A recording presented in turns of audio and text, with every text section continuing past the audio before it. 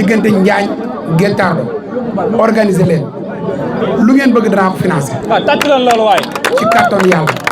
muy tey muy suba waxtu wu ngeen ko bëggee rek def ko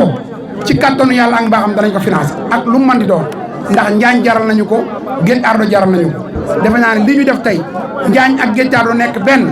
kon loolu suñu mbir la kon su ko nit engagé mu agsi fii bépp doomu Njaañ bépp doomu Guet Tardo war na cee mën a jóg dox ci wax ci kon ñun dañ ciy tàmbali Siaka dès aujourd'hui mën ngaa tàmbali kon nawetaan ak n'importe nu ngeen ko bëgg a doxale rek ci kàttanu yàlla ñu ànd ceeg yéen di nag am contournement yi ñu joxe yoo xamante ne bii ne mi ngi jëm ci mbas mi ndax jàpp naa ne actuellement nii lu bari taxaw na ndax foo xool nit ma nga takk masque wala ma ngay def 1 mètre écart diggante nit ak morom yi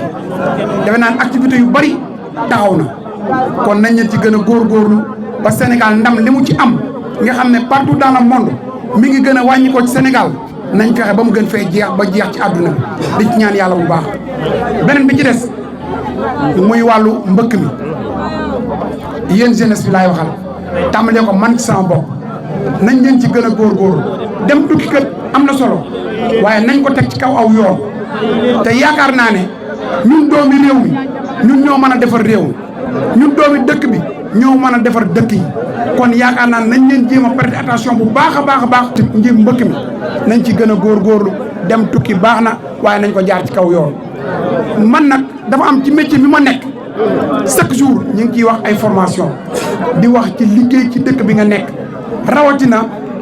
président de la république di ci jàppale nit ñi kon nañ ci gën a góorgóorlu bu baax jéem a seet nuñ ci def ba nga xam dañ mën a encadrer liggéey suñu am réew liggéey suñu ab dëkk